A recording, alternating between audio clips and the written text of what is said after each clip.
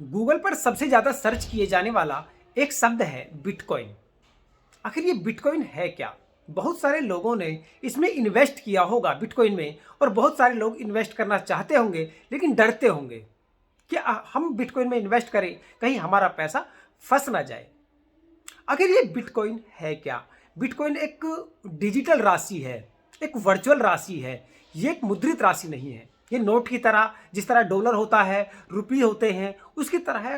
ये एक मुद्रित राशि नहीं है। ये एक वर्चुअल राशि है, डिजिटल राशि है, जिसे सिर्फ डिजिटल इस्तेमाल किया जा सकता है। तो बहुत सारे इसके पॉइंट्स हैं। आज हम कुछ पॉइंट्स पे जिक्र करेंगे। हमारा पहला पॉइंट है बिटकॉइन क्या है। बिटकॉइन एक वर्चुअल राशि है। बिटकॉइन एक डिजिटल राशि है। अगर हमको कोई भी बिटकॉइन परचेज करना होता है या सेल करना होता है तो हम उसे किसी बैंक जाकर नहीं कर सकते। सिर्फ बिटकॉइन की वेबसाइट पे जाकर ही हम उसे सेल या परचेज कर सकते हैं कि हमने एक बिटकॉइन खरीद लिया। एक बिटकॉइन की कीमत जो अभी है वो करीब 19.5 लाख रुपए है। एक बिटकॉइन की कीमत 19.5 लाख रुपए है। और यहां मैं बताता चलूं, बिटकॉइन को एक संस्था है, इसका कोई मालिक नहीं है। मगर 2009 के बाद 2013 में, जब 2009 में बिटकॉइन को शुरू कर दिया गया, 2013 में बिटकॉइन को जब पूछा गया कि आखिर इसके फाउंडर हैं कौन, इसके मालिक हैं कौन, तो संतोषी नाकामोटो ने कहा कि हम इसके फाउंडर हैं। जबकि संतोषी नाकामोटो का ना आज तक किसी को पता है कौन है। सिर्फ उन्होंने एक ड्राफ्ट जारी किया, एक 9 पेज का ड्राफ्ट जारी किया, और उन्होंने बताया कि हमने इस तरह बिटकॉइन को बनाया। जब उनकी ढूंढने की कोशिश की गई, उनसे यह पता लगाने की कोशिश की गई संतोषी नाकामोटो को कि आखिर आप हैं कौन, तो उनका अभी तक कोई पता नहीं है संतोषी नाकामोटो है कौन। उन्होंने अपनी जो पहचान है वो अभी तक छिपाई हुई है। और बिटकॉइन को जब फिर आप ये कहेंगे, अगर संतोषी नाकामोटो जो बिटकॉइन के फाउंडर हैं वो नहीं मिले तो आप इसको चलाता कौन है? तो मैं अब दूसरा पॉइंट मेरा यही है कि इसको बिटकॉइन को चलाते कैसे हैं। बिटकॉइन को चलाने का एक बहुत बहुत बड़ा आकार है। बिटकॉइन कंप्यूटर द्वारा चलाया जाता है। अब नगद लेन देन तो यहाँ होता नहीं है। जब नगद लेन देन नहीं होता तो बिटकॉइन को कोई भी हैक कर सकता है। इसकी कोई ऐसा नहीं है कि संतोषी नाकामोटो बहुत सारे एम्प्लॉय वहां रख के गए हों कि 1000 एम्प्लॉय, 500 एम्प्लॉय हैं, ये मेरी कंपनी को चलाएंगे। यहाँ बिल्कुल भी कोई एम्प्लॉय काम नहीं करता। संतोषी नाकामोटो ने ना कोई एम्प्लॉय रखा है, ना अपनी आज तक पहचान बताई है। फिर भी ये कंपनी आज दुनिया की सबसे बड़ी डिजिटल मार्केटिंग की कंपनी है, डिजिटल कंपनी है, जो सबसे ज्यादा गूगल पर सर्च की जाती है, और जिसका एक बिटकॉइन की कीमत लगभग 19.5 लाख रुपए अभी है। अब बात करेंगे बिटकॉइन चलता कैसे है, बिटकॉइन को इस्तेमाल कैसे करते हैं। बिटकॉइन को हम अपना वर्चुअल तरीके से ही इस्तेमाल कर सकते हैं, जिस तरह डेबिट कार्ड, क्रेडिट कार्ड को इस्तेमाल करते हैं। मगर डेबिट कार्ड, क्रेडिट कार्ड पे 2 से 3% का हमें देना होता है, चार्ज देना होता है। लेकिन बिटकॉइन पे हमें कोई चार्ज नहीं देना होता। अभी इंडिया में हम बिटकॉइन से कोई प्रोडक्ट नहीं खरीद सकते, मगर हज़ारों शॉप्स ऐसी हैं विदेशों में जहां बिटकॉइन को इस्तेमाल किया जाता है, बिटकॉइन को लिया जाता है, बिटकॉइन को एक तरह से डिजिटल पेमेंट की तरह वहां इस्तेमाल किया जाता है। अब संतोषी नाकामोटो ने जो बिटकॉइन को बनाया, तो बिटकॉइन बनाने के बाद उन्होंने छोड़ दिया। अब उन्होंने छोड़ने के बाद बिटकॉइन अकेली रह गई। अब अकेली रहने के बाद उस बिटकॉइन को चला कैसे रहे हैं? उस बिटकॉइन को चलाने का हर आदमी यही सोचता है, जब इसका कोई फाउंडर नहीं है तो आखिर ये चलती कैसे होगी। अब मैं आपको बताता हूं ये चलती कैसे है। हम जैसे बहुत सारे ऐसे डेवलपर हैं जो वेबसाइट पे जाते हैं, डेवलपिंग करते हैं, और वहां जाने के बाद उस पर अपना काम शुरू कर देते हैं। अब एक बिटकॉइन, अगर मैं एक बिटकॉइन खरीदता हूं, एक बिटकॉइन मैंने परचेज किया, तो एक बिटकॉइन को परचेज करने में कम से कम 10 मिनट का प्रोसेसिंग टाइम लगता है। जो बिटकॉइन वेबसाइट पे हम जाने के बाद जब हमारा 1 रुपया जाता है, एक बिटकॉइन का पैसा अमाउंट जाता है, तो एक बिटकॉइन हम खरीदते हैं, उसको प्रोसेसिंग में जो टाइम लगता है वो मिनिमम 10 मिनट और ज़्यादा से ज़्यादा 30 मिनट लगते हैं। अब उस बिटकॉइन को प्रोसेस करने में वहां लगभग हजारों लोग लगे होते हैं जो अपने अपने घर से काम करते हैं। जो हजारों लोग अपने अपने घर से काम कर रहे हैं, जो उस बिटकॉइन को सबसे पहले जो उसका एक कोड आता है, हर बिटकॉइन का अलग कोड होता है, जो उस बिटकॉइन के कोड को सबसे पहले सर्च कर लेता है और कॉपी कर देता है, वही उस बिटकॉइन को मतलब उस बिटकॉइन का एक विनर हो जाता है कि आपको इस बिटकॉइन को पे जो अमाउंट होता है लगभग 0.2% जो प्रोसेसिंग फीस होती है वो उसको मिल जाती है, और इसी तरह के लाखों लोग चला रहे हैं। अब मैं आपको यहाँ ये बता दूं कि बिटकॉइन को आम आदमी नहीं इस्तेमाल कर सकता, बिटकॉइन को ना आम आदमी डेवलप कर सकता है, क्योंकि बिटकॉइन को डेवलप करने के लिए सुपर कंप्यूटर और सुपरमैन की जरूरत होती है। सुपर कंप्यूटर जिसकी रैम बहुत ज़्यादा हो, सुपरमैन वो जो कंप्यूटर का एक्सपर्ट हो, बहुत ज़्यादा कंप्यूटर का एक्सपर्ट हो, एक तरह से अगर हमारी भाषा में कहा जाए तो कंप्यूटर का कीड़ा, वही बिटकॉइन को डेवलप कर सकता है और वही बिटकॉइन को प्रोसेस करा सकता है। अब हिंदुस्तान में बिटकॉइन को लेन देन में क्यों इस्तेमाल नहीं किया जाता? किसी भी वेबसाइट पे या अमेजोन, फ्लिपकार्ट, स्नैपडील या हम कहीं भी बड़े शोरूम में जाते हैं तो इस्तेमाल क्यों नहीं किया जाता? क्योंकि बिटकॉइन को इस्तेमाल करने में, अगर हम बिटकॉइन की पेमेंट करते हैं तो बिटकॉइन की पेमेंट करने में कम से कम 10 मिनट का समय लगता है, और 10 मिनट इतना समय किसी के पास आजकल होता नहीं है, और इसको प्रोसेस में 10 मिनट और ज़्यादा से ज़्यादा लास्ट प्रोसेस जो होता है 30 मिनट, 10 मिनट से 30 मिनट का समय बिटकॉइन प्रोसेस में लगता है। अब हम बात करेंगे बिटकॉइन का इस्तेमाल कैसे किया जाता है। हमने आपको बता दिया बिटकॉइन और बैंक में क्या अंतर है। बिटकॉइन और बैंक में अंतर है, बिटकॉइन की कोई राशि नहीं है, कोई मुद्रित नहीं है, सिर्फ वर्चुअल है, और बैंक मुद्रा प्रोवाइड कराता है। अब मैं आपको यहाँ ये बता दूं कि बिटकॉइन के पास जितना पैसा होता है वो सभी को अपना पैसा दे सकता है। अगर बिटकॉइन ने 2 करोड़ रुपए इन्वेस्ट किए, अगर आज ही सभी लोग अपना पैसा मांगने लगे कि हमें बिटकॉइन से सारा पैसा अपना लेना है, तो 2 करोड़ का 2 करोड़ रुपए बिटकॉइन वापस कर सकता है, अपना पैसा अपने पास कस्टमर होते हैं वो ले सकते हैं। मगर अगर आज बैंक के पास एक बैंक में 100 करोड़ रुपए बैलेंस है, वहाँ के यूज़र का, वहाँ के अकाउंट होल्डर का, अगर 100 करोड़ रुपए वो मांगना चाहें, या देश भर के जितने भी अकाउंट होल्डर हैं अपना बैंक से अपना पैसा मांगना चाहें, तो शायद वो नहीं दे पाएंगे, क्योंकि उनके पास इतना पैसा नहीं होता, वो अपने पैसे को इन्वेस्ट किए होते हैं। जबकि यहाँ बिटकॉइन में वो पूरा का पूरा पैसा वापस मिल सकता है और बैंक में पैसा वापस नहीं मिल सकता। मगर हमें बैंक पे विश्वास होता है। बैंक पे विश्वास इसलिए होता है क्योंकि हम हिंदुस्तानी, खासकर हम हिंदुस्तानी वर्चुअल राशि पे विश्वास नहीं करते। अभी भी अगर डिजिटल लेन देन की हम बात करें, डिजिटल पेमेंट की बात करें, तो हिंदुस्तान में की जाती है, लेकिन शहरों में बहुत ज़्यादा डिजिटल पेमेंट को मान्यता दी जाती है। गांवों में इससे बचा जाता है, क्योंकि वहाँ नेटवर्क की प्रॉब्लम होती है, और नेटवर्क की प्रॉब्लम होने से पैसा फंस जाता है। जब अभी गांवों में या इंडिया के कुछ शहर भी ऐसे हैं, शहर के लोग भी ऐसे हैं जो डिजिटल पेमेंट को मान्यता नहीं देते, डिजिटल पेमेंट नहीं करते, तो ये बिटकॉइन होता है। बिटकॉइन इस तरह इस्तेमाल किया जाता है। लाखों शहर ऐसे हैं, लाखों शॉप ऐसी हैं विदेशों में जहां बिटकॉइन को लिया जाता है। अब हम बात करेंगे बिटकॉइन को हैक किया जा सकता है।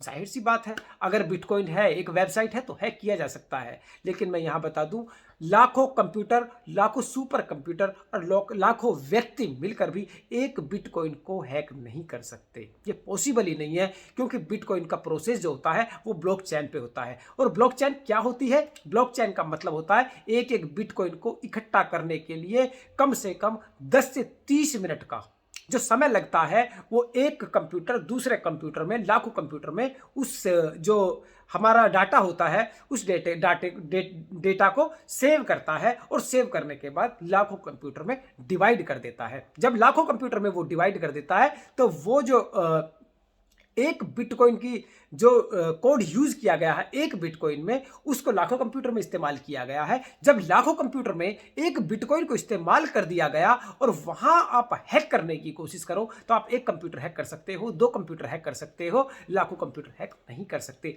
जब आप लाखों कंप्यूटर हैक नहीं कर सकते, तो आप एक बिटकॉइन को हैक नहीं कर सकते, क्योंकि ये पॉसिबल ही नहीं है कि आप एक बिटकॉइन को भी हैक करो। मैं आपको एक बात और बता दूं, अगर बिटकॉइन आपने परचेज कर लिया और आप बिटकॉइन को वापस करना चाहो, तो आप बिटकॉइन को वापस कभी नहीं कर सकते। वे बिटकॉइन को वापस नहीं कर सकते, बिटकॉइन को बेच सकते हो मगर वापस नहीं कर सकते। जैसे मैंने एक बिटकॉइन खरीद लिया, अब मुझे लगा कि यार बिटकॉइन में हो सकता है धोखा हो, मैं इसको बिटकॉइन को वापस कर दूं। नहीं, वापस बिटकॉइन को कर ही नहीं सकते, क्योंकि वापस करने का उसमें कोई प्रोसेस नहीं है। अगर आप एक सुपरमैन और सुपर कंप्यूटर हैं, आपके पास है, तो आप अगर प्रोसेसिंग भी करेंगे तो आपको सालों लग जाएंगी उसको जानते जानते कि आखिर ये वापस कैसे होगा, क्या होगा, कितनी कोडिंग होती है। लाखों को एक बिटकॉइन को परचेज करने के लिए लाखों कोडिंग करनी होती है। तो ये बिटकॉइन होता है। बिटकॉइन की कीमत बढ़ती क्यों है? अब सबसे बड़ा सवाल यही है कि बिटकॉइन की कीमत बढ़ती क्यों है? कोई पैसा नहीं है, कोई लेन देन नहीं है, कोई मालिक नहीं है, वर्चुअल लेन देन है। पैसा अगर हम कोई बेचते हैं तो अकाउंट में हमारे पैसा आ जाता है, और फिर भी इसकी कीमत इतनी बढ़ती जा रही है। मैं आपको बता दूं कि बिटकॉइन सिर्फ और सिर्फ 21 मिलियन खरीदे जा सकते हैं। 21 मिलियन से ज़्यादा बिटकॉइन बन नहीं सकते। 21 मिलियन करीब 2 करोड़ 10 लाख बिटकॉइन से ज़्यादा बिटकॉइन के जो माइनर होते हैं, जो बिटकॉइन बनाते हैं, वो बिटकॉइन बना नहीं सकते। जब 2 करोड़ 10 लाख से ज़्यादा बिटकॉइन आप बना नहीं सकते और वहाँ कस्टमर आपके ज़्यादा हो जाएं, तो बिल्कुल क्लियर है वहाँ आपका जो बिटकॉइन की वैल्यू है वो बढ़ती रहेगी। मात्र कुछ रुपए से शुरू होकर 2009 में जब इस पर विश्वास नहीं करते थे लोग, कुछ रुपए से शुरू होकर, और आज 2020 दिसंबर में, मैं आज की बात कर रहा हूँ, आज भी 19,53,000 रुपये एक बिटकॉइन की कीमत है। अब मैं आसान भाषा में आपको समझाता हूँ कि बिटकॉइन की कीमत बढ़ती कैसे है। आपके पास 1 किलो टमाटर है। 1 किलो टमाटर की सिर्फ 1 किलो टमाटर बचे हुए हैं। खरीदार आपके पास 10,000 हैं।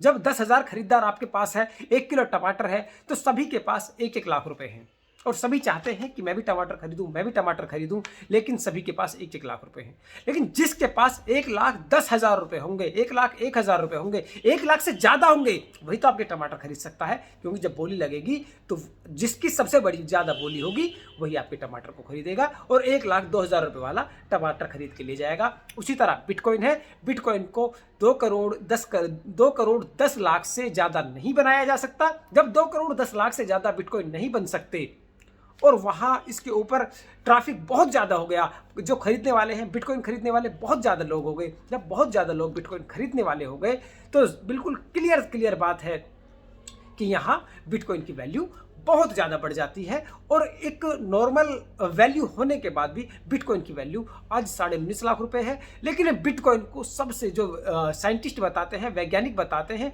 वो कहते हैं कि ये सबसे हाई रिस्क वाला बिजनेस है और हाई रिटर्न वाला भी बिजनेस बिटकॉइन है। ना तो इससे बड़ा कोई हाई रिस्क वाला बिजनेस हो सकता है, और ना ही इससे बड़ा कोई हाई रिटर्न वाला बिजनेस हो सकता है। अब भारत में बिटकॉइन पर बैन लगा क्यों दिया था?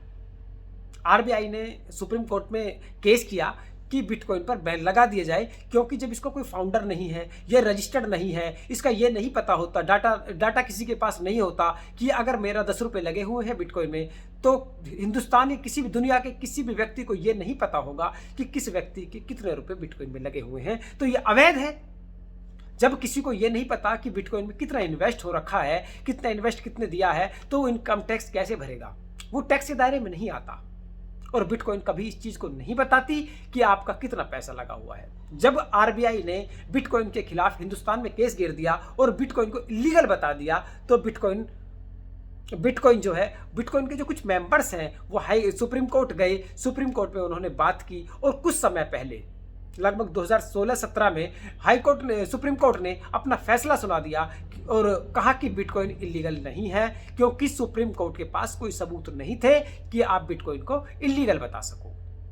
इसलिए हिंदुस्तान में बिटकॉइन को दोबारा शुरू कर दिया गया। अब एक ऐसा बिजनेस जो सिर्फ वर्चुअल चल रहा हो और पूरी दुनिया में हो, तो वो कामयाब कैसे हो गया? इस तरह के लाखों बिजनेस हैं, लाखों काम ऐसे हैं। और कुछ लोगों ने तो ये बता दिया कि ये सिर्फ एक पॉन्जी स्कीम है, बिटकॉइन एक पॉन्जी स्कीम है, बिटकॉइन कोई व्यापार हो ही नहीं सकता, बिटकॉइन जो है एक पॉन्जी स्कीम है, और इसे ज़्यादा से ज़्यादा बचना चाहिए। इस बिटकॉइन को कम से कम इस्तेमाल आप लोगों को करना चाहिए, खासकर उन हिंदुस्तानियों को जिनके पास अमाउंट कम होता है और वो बिटकॉइन में अपना पैसा लगा देते हैं। हो सकता है कि आने वाले कल में आपका पैसा वहाँ ख़त्म हो जाए।